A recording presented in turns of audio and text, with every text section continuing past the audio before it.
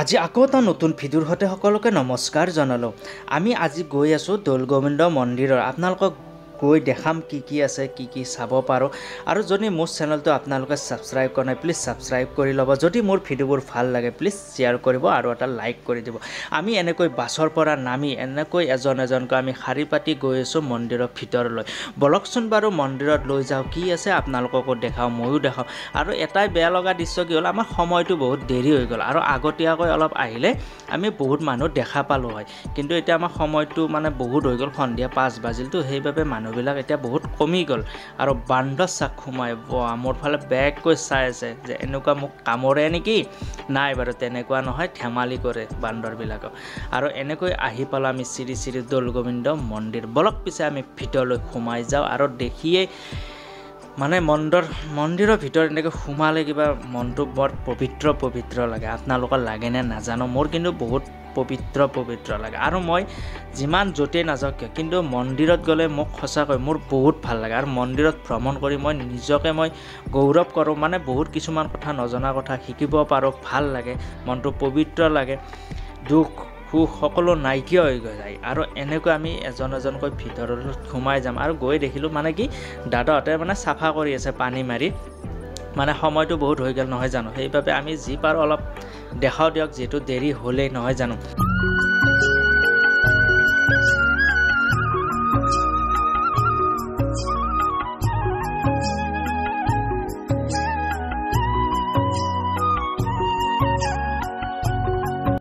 আৰু আহিলোঁ যেতিয়া ভাবিলোঁ ধূপ এক পেকেট জ্বলাই যাওঁ, কাৰণ নিজৰো ভাল লাগিব মনটো। কাৰণ এনেই আহি যোৱাতকৈ ধূপ পেকেট এনেকৈ জ্বলাই দিলোঁ। আৰু জ্বলাই মোৰ এটা সপোন আছিল যে এই মন্দিৰটোত কিবা এটা দি থৈ যাম। আৰু কি দি থৈ যাম আপোনালোকে চাই থাককচোন। আৰু বান্দৰটো চাওক, অলপ বান্দৰটোৰ লগত ধেমালি কৰিলোঁ আৰু মোক দেখি দৌৰিব ল'লোঁ। আৰু মই যিমানে মোবাইলটো আগুৱাই যাই আছোঁ ভিডিঅ' কৰি সি সিমানে পিছুৱাই যাই আছে। আৰু আমাক ক'লে কি যে ভোগ আছে, মানে প্ৰসাদ আছে, ভোগ আছে, তোমালোকে খাই যাব পাৰি। তেতিয়া মনটো সঁচাকৈ বহুত ভাল লাগিছে। ভাবিছিলোঁ একো নাপামেই নেকি। আৰু দাদাজনে এনেকৈ আমাক ভোগ আৰু মানে কি অলপ প্ৰসাদ দিয়াত আৰম্ভ কৰি দিলে। আৰু সঁচাকৈ মনটো বহুত ভাল লাগিল, কাৰণ সময় শেষ হৈয়ে গৈছিল, কিন্তু আমাৰ কপালত আছিল আৰু ভোগ আমি পাই গ'লোঁ। আৰু এনেকৈ ভোগ লৈ আহি অলপ ভোগ মই খাই ল'লোঁ আৰু এইখিনি ভোগ ঘৰলৈ লৈ যাম। আৰু ইয়াত বান্দৰৰ উৎপাত ইমান হয়, আপুনি হাতত কিবা লৈ থাকিব, ধ মাৰি লৈ গুচি যায়। উৎপাতটো অলপ বান্দৰৰ ইয়াত বহুত তাৰমানে।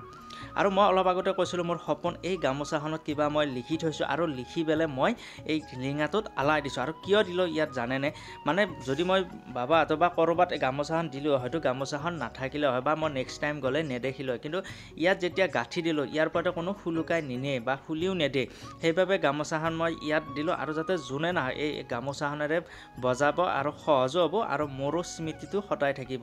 এই বুলি কৈ মই ভিডিঅ'টো এইখিনিতে সমাপ্ত কৰিলোঁ। আকৌ নেক্সট ব্লগৰ সৈতে সকলোকে লগ পাম। যদি ভিডিঅ'টো ভাল লাগিছে প্লিজ লাইক কৰিব।